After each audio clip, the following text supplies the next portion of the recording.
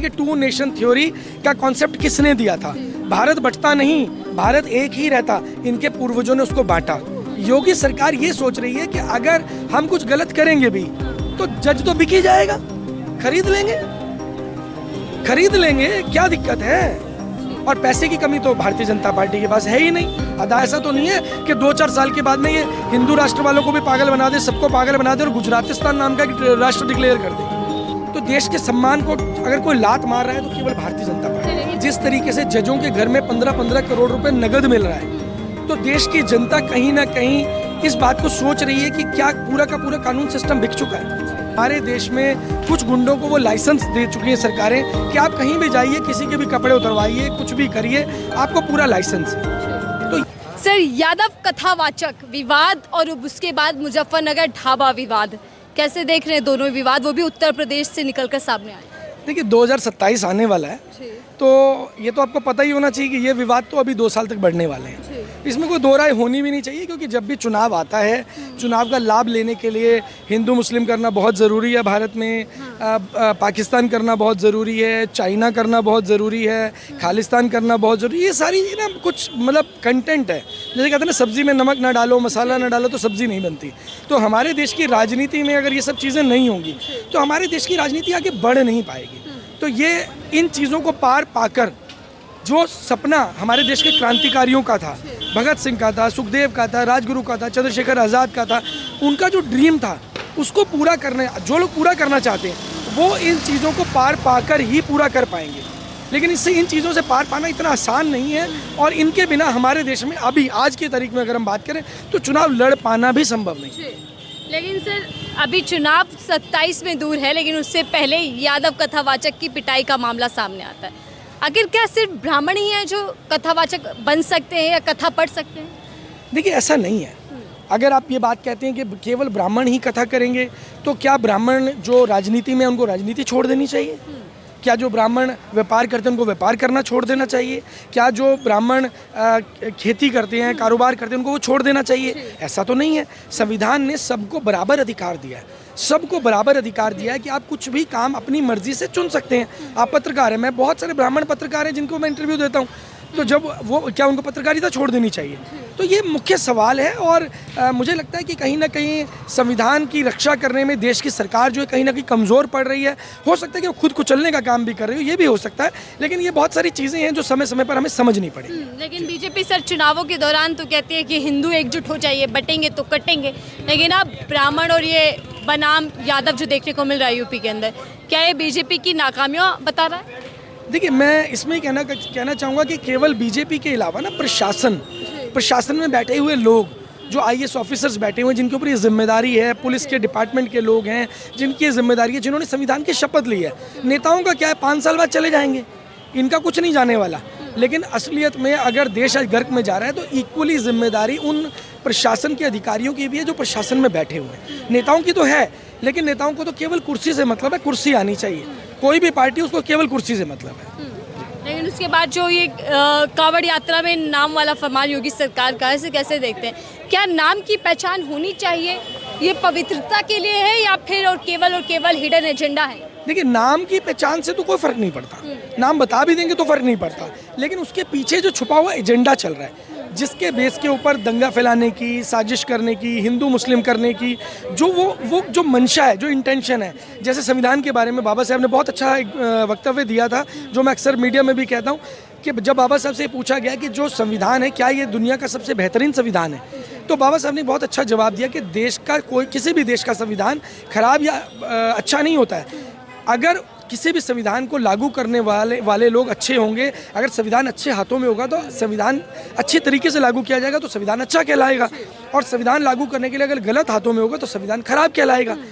तो इसी तरीके से हमें चीज़ों को समझना पड़ेगा। लेकिन संविधान की दुहाई तो बीजेपी देती है। देखिए दुहाई देना, अभी भी आप देख रहे होंगे कि सियासत में एक और चीज़ चल रही है, समाजवाद वर्सेस नमाजवाद। सुधांशु जी कह रहे हैं कि विपक्ष की जितने भी तमाम पार्टियां हैं नमाजवादी हैं। देखिए मैं पहले तो यहाँ आपको एक बात के लिए कहना चाहूँगा कि कोई भी सरकार है, कोई भी सरकार ये नमाजवाद या समाजवाद की तो बात कर रही है, लेकिन गरीब के रोज़गार की बात नहीं कर रही है। गरीब की कमाई को कैसे बढ़ाया जाए, कैसे उसकी जेब में 2 पैसे एक्स्ट्रा आ जाए, कैसे वो अपने बच्चे को कुछ पोषण की चीज़ें खिला पाए, कैसे अपने बच्चे को अच्छे कपड़े पहना पाए, इसके ऊपर तो कोई बात ही नहीं कह रहा है। समाजवाद नमाजवाद से ऊपर निकलना पड़ेगा। मैंने यही तो बोला, हमारे देश के क्रांतिकारियों के सपने क्या थे, वो देश को बांटना नहीं चाहते थे, इसलिए भगत सिंह ने अपनी जान नहीं दी थी।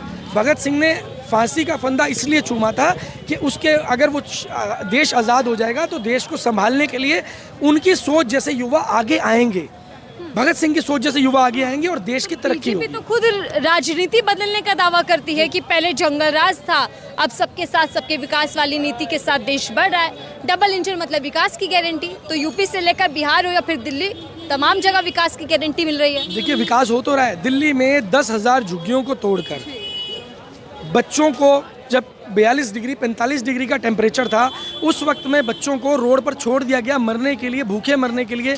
उनकी किताबें घरों के अंदर दब गई, उनकी शिक्षा छीन ली गई। तो ये क्या है? इसको अब 4 इंजन की सरकार बोले या डबल इंजन। अब डबल इंजन की बात कर लेते हैं, यूपी की बात कर लीजिए। उन्नाव का केस किससे छुपा हुआ है? कुलदीप सिंह सेंगर का केस किसी से छुपा हुआ नहीं है। उसके बाद आपको बात करें हाथरस का केस, जब देश की बेटी को आधी रात को जला दिया जाता है। तो ऐसी बहुत सारी घटनाएं हैं देश के अंदर। जंतर मंतर की बात करें, हमारे देश का सम्मान गौरव बढ़ाने वाली बेटियां, पहलवान बेटियां, जिसमें विनेश फोगाट का एक नाम आता है, किस तरीके से रोड से घसीट कर उन लोगों को उठाया गया, उनके कपड़े तक फाड़ दिए गए। तो देश के सम्मान को अगर कोई लात मार रहा है तो केवल भारतीय जनता पार्टी। चलिए, इन मुद्दों के साथ साथ सर वापस कांवड़ यात्रा पर आते हैं। कांवड़ यात्रा में नाम की पहचान हुई है, पूरा आदेश पिछले साल भी दिया गया, लेकिन सुप्रीम कोर्ट की दखल के बाद इस पर रोक लगा दी गई। अब इस रोक को, इस आदेश को यूपी सरकार क्यों मानना नहीं चाहती? क्या है पीछे की राय? क्या वो सुप्रीम कोर्ट का भी अपमान कर रही है? देखिए आज की तारीख में ना, वैसे मैं ये तो नहीं बोलूँगा कि सभी जज बिके हुए हैं, लेकिन जिस तरीके से जजों के घर में 15-15 करोड़ रुपए नगद मिल रहा है, तो देश की जनता कहीं ना कहीं इस बात को सोच रही है कि क्या पूरा का पूरा कानून सिस्टम बिक चुका है? क्या सभी जज बिक चुके हैं? इंसाफ गरीब आदमी के लिए बचा ही नहीं है, केवल पैसे वाले के लिए इंसाफ रह गया है। पैसे वाला व्यक्ति जो जजों से जाके पार्टी में मिलता है, बड़े वकीलों से पार्टी में जाकर मिलता है, साठगांठ करता है, हाई कोर्ट के जज बिक जाते हैं, क्या सुप्रीम कोर्ट के जज भी बिक जाते हैं?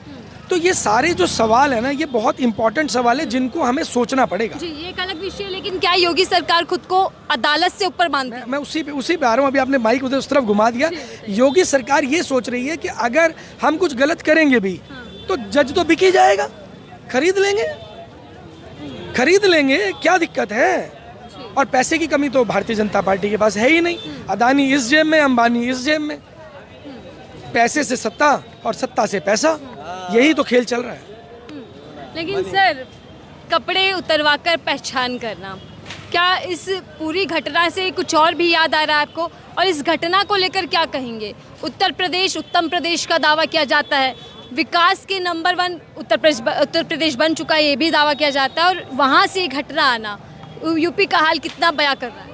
देखिए, कपड़े उतरवाने की जब आप बात करते हैं ना, तो आपको पहलगांव की घटना याद आएगी। पहलगांव में आतंकियों ने क्या किया था?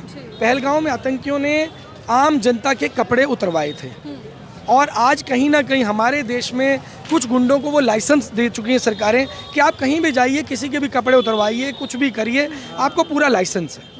तो ये चीज़ें आपको सोचनी होंगी कि ये जो लाइसेंस सरकारें बांट रही हैं, नेता बांट रहे हैं, अपने गुंडों को बांट रहे हैं, तो कहीं ना कहीं इसको रोकथाम के लिए देश की आम जनता को जागना होगा, उन लोगों को आगे आना होगा जो भगत सिंह को मानते हैं, और भगत सिंह को जानना होगा, भगत सिंह को पढ़ना होगा, ताकि इन लोगों को आप रोक पाएं। हाँ, लेकिन सर, नाम वाली मुहिम को चलाने के लिए सरकार और प्रशासन को एक्टिव होना चाहिए, लेकिन एक्टिव हो रहे हैं हिंदू संगठन। और गुंडागर्दी की जो तस्वीर है वो आपने भी देखी होगी। यशवीर जी साधु हैं, स्वामी कहलाते हैं अपने आप को, लेकिन उनके कार्यकर्ता वो खुद जाकर किस तरीके की पहचान कर रहे हैं कपड़े उतरवा कर? देखिए, जो साधु होगा ना, उसके पास इतना समय ही नहीं होता। साधु का मतलब है वो व्यक्ति जिसके लिए सब एक समान है। अब गुरु नानक जी के 2 शिष्य थे, बाला और मर्दाना, मुसलमान और हिंदू, उन्होंने तो कभी भेदभाव नहीं किया। तो जो संत होगा उसके पास में भेदभाव करने के लिए समय ही नहीं होगा। और अगर सही मायने में बात करें ढकोसला करने के लिए, तो मुझे भगवा कपड़े पहना दीजिए, मैं भी कह दूंगा कि मैं भी साधु बन गया। भगवा कपड़ा पहनने से कोई साधु नहीं बन सकता। आपकी सोच में जो पवित्रता आती है, उसके साथ में आप साधु बन सकते हैं।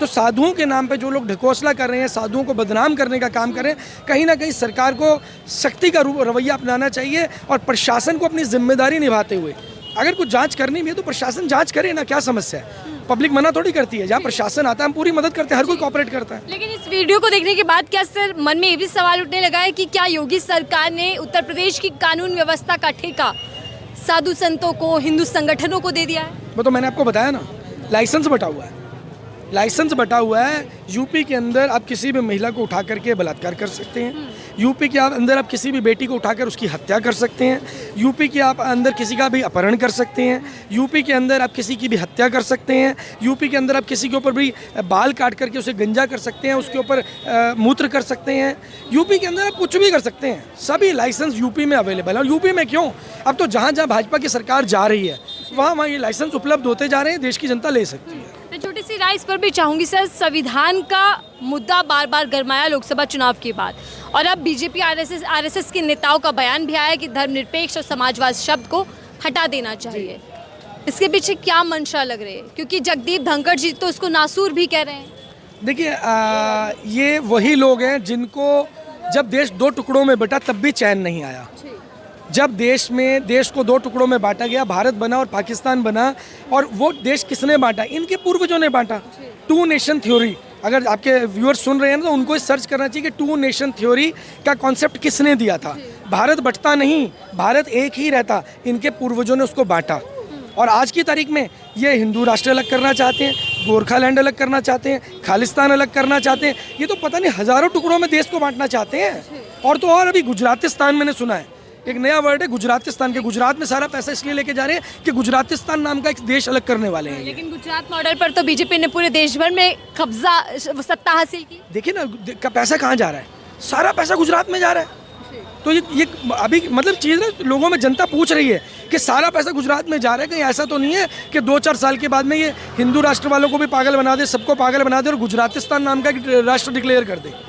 तो कुछ भी कर सकते हैं ये। ठीक है, धन्यवाद सर। देखिए, एक तरफ तो उत्तर प्रदेश सरकार के दावे हैं उत्तर प्रदेश की कानून व्यवस्था को लेकर, लेकिन दूसरी तरफ यूपी से निकल कर आ रही खबरों को लेकर, घटनाओं को लेकर भी कई सवाल हैं कि आखिरकार यूपी के अंदर आतंकवाद या फिर जो गुंडागर्दी है उसका पैमाना बढ़ता क्यों जा रहा है और वहाँ कानून व्यवस्था पूरी तरीके से पस्त क्यों है। इस रिपोर्ट को लेकर आपकी क्या राय है, जरूर साझा कीजिएगा।